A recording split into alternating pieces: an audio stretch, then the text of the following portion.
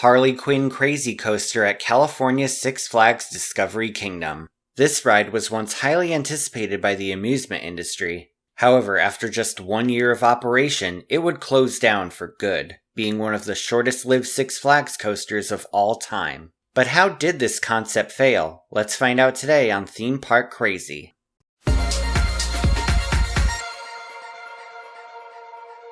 Our story begins in 2002. That year, designer Jeff Pike was working for roller coaster manufacturer Great Coasters International, or GCI for short. Pike was the company's vice president of design and played a part in bringing several famous wooden coasters to life. These attractions include Gold Striker at California's Great America, a ride that's often considered to be one of the best wooden roller coasters out there. One day, Pike made a phone call to Navy veteran Chris Gray, offering him a job at GCI. With that, Gray began assembling trains for the company, and the two started a strong friendship.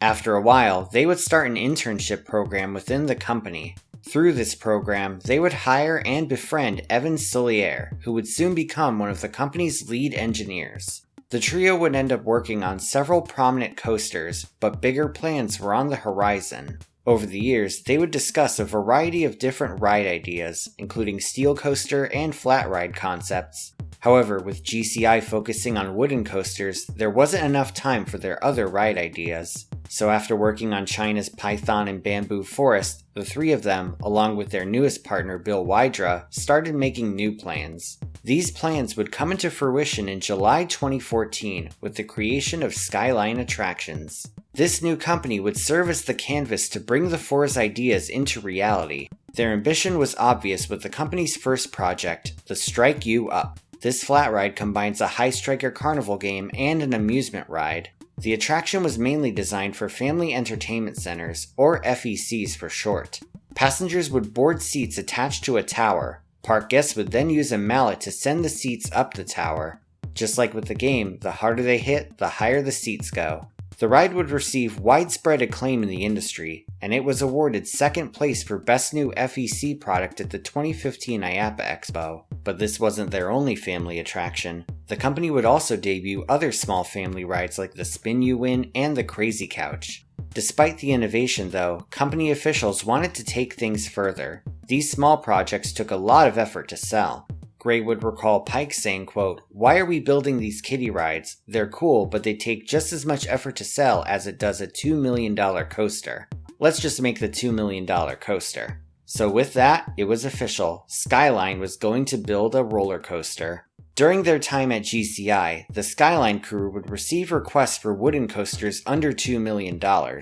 However, this was never really feasible at the time. Still though, the concept of a $2 million coaster was intriguing to the crew, and they wanted to see if and how it was possible. It didn't take long to think of a concept though. In fact, the crew had already thought of one before the company formed. One day, Pike and Gray were sitting at the Orlando International Airport when Gray said, quote, "What if we just did two Immelmans back to back? It looks like a figure eight." Originally, the concept was envisioned as a wing coaster. But the crew realized that the track, trains, and space required for such an attraction would be way more than $2 million.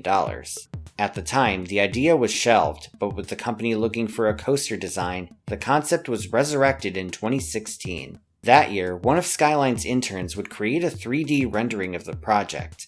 The track would be a simple figure eight with two back-to-back Immelmans. Pike would come up with the idea of having two seated sections on one big train. This would give the illusion that two trains are passing right by each other when it's just the one train. The rendering was then placed in an ad inside Amusement Today magazine.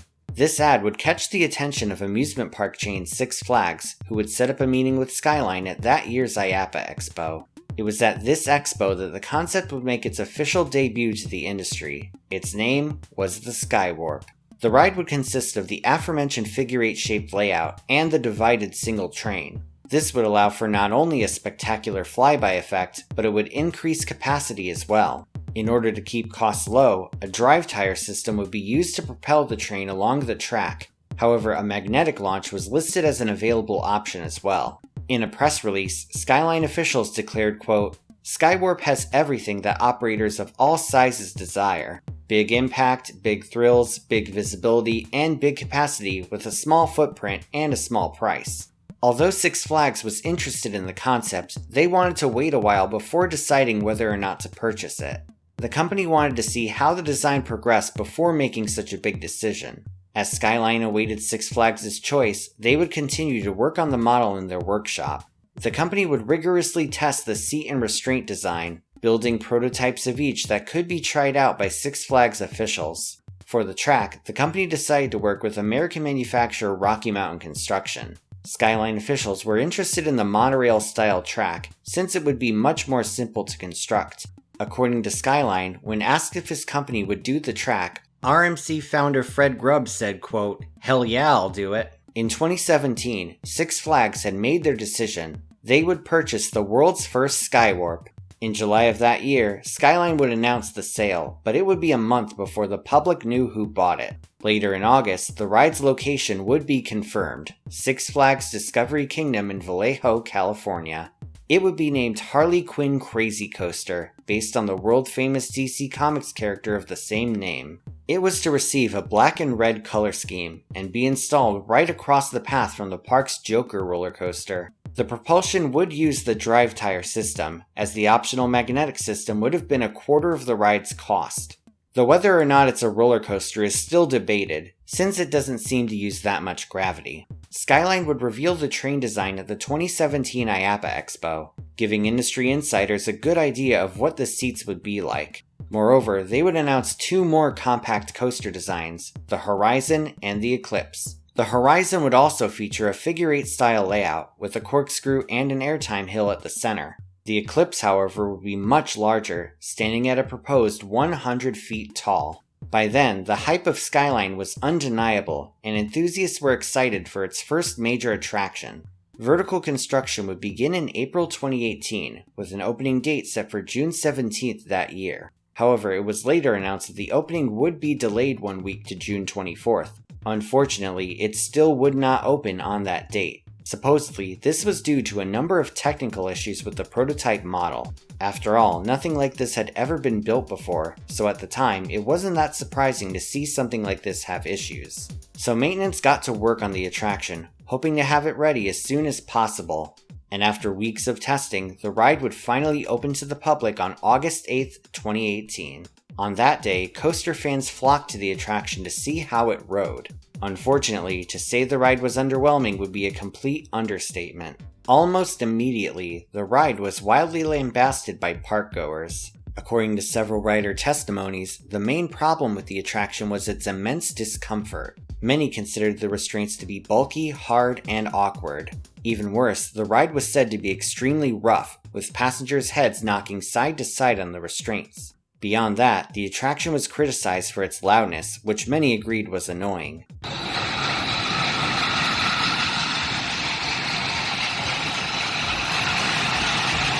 Another problem with the ride was that it only gave 3 full circuits in one direction. This meant that if you were facing backwards, you wouldn't get to fully experience the exciting crossover effect. While the forwards and backwards seating was meant to let riders see each other's expressions, facing backwards was still a major downside. What seemed like a promising idea on paper ended up being not so awesome in practice. And as if that weren't bad enough, the ride would suffer from constant downtime. Getting to ride this coaster was extremely rare. By the end of the 2018 season, Harley Quinn had hardly operated, and many were already questioning its future at the park. The good news for Skyline was that they had sold a Horizon model. For the 2019 season, Tidal Twister was set to debut at California's SeaWorld San Diego. The train would be shown off at the 2018 IAAPA Expo, during which Skyline addressed some of the problems with Harley Quinn. According to Skyline officials, Tidal Twister would feature 2 main improvements over its predecessor. With Harley Quinn, the single bogie system of the train was insufficient when it came to absorbing vibration. For this reason, Tidal Twister would feature a double bogie system, which was meant to reduce the roughness. In addition, Skyline would respond to Harley Quinn's noise concerns. To deal with these, they planned on filling Tidal Twister's track with sand to dampen the sound. With these improvements announced, things started looking up for Skyline. However, 2019 would bring a whole new set of problems. That year, Harley Quinn would continue to face downtime, And in all honesty, you'd have a better chance at buying a fairly priced N64 Switch controller than getting on that ride. Meanwhile, in Southern California, Tidal Twister was set to make its debut, opening to the public on May 24, 2019. While it was considered to be an improvement over Harley Quinn, it too would have a troubled run. After just 2 weeks of operation, the ride would be shut down. According to Chris Gray, this was due to unspecified parts of the ride being recalled. He said of the situation, quote, "There was an issue with parts we didn't make. Ones that we just bought off another company. They had a recall. That took us down for about 6 to 8 weeks after 2 weeks of operation. And there wasn't a whole lot we could do there except say, hey guys, we gotta rush this and get it done as fast as possible. That was the biggest thing on Tidal Twister that we had. Unfortunately, it was coming off the heels of Harley Quinn." Company officials were no doubt disheartened by how their first 2 attractions turned out, and the pandemic happening the next year didn't make business any easier. Both Six Flags Discovery Kingdom and SeaWorld San Diego would be closed until 2021, and business for the company was struggling. But instead of giving up, the Skyline crew would launch a sister company named Skyline ECS. This new company would allow Skyline's engineers to work on other non-amusement related attractions such as elevators and even a dump truck. These projects helped Skyline make some extra income during the pandemic. As for their rides, while California's amusement and theme parks would reopen in 2021, both Harley Quinn and Tidal Twister were still closed.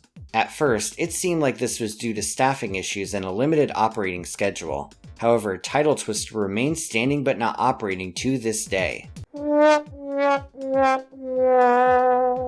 And as for Harley Quinn, Six Flags Discovery Kingdom would announce the ride's closure in early 2021.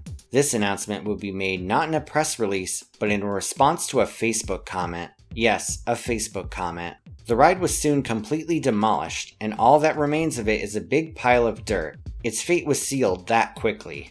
The fact that this ride only operated for a year, only to be unceremoniously closed down and demolished, really emphasizes how big of a flop it was for Six Flags. Seriously, a Facebook comment. At the same time though, the story of Harley Quinn is a great example of how complex engineering is. New ideas on their own are tough to visualize, but actually bringing them to life is often considered to be an even more arduous task. Engineering is tough, and even the best engineers have their successes and failures. Even still, Skyline refused to give up. They decided to, in the words of Walt Disney, keep moving forward. In 2021, Skyline made several new innovations to their ride catalog. First was the introduction of a new ride, the Pescetti Bowl coaster. This small children's coaster was intended for family entertainment centers, harkening back to their roots. Additionally, Skyline would completely reintroduce and reinvent their compact thrill coasters. These new 2.0 concepts would feature a number of significant improvements. First of all, the track will be a brand new weld-free design. Instead of RMC, this track will be made by Skyline themselves in-house. While RMC builds amazing track, building the track in-house will allow for better quality control. Moreover, the weld-free design will prevent both heat distortion and the overall unpredictability of welding. Other new features include the redesigned trains and restraints. Instead of the clunky over-the-shoulder restraints, these new restraints will be far less restrictive, making headbanging much less likely. Even better, the train will feature a new single-file seating design, allowing for a more open feeling and a wider field of view. So far, none of these new rides have said to have been purchased, but Skyline's perseverance is truly amiable in the industry.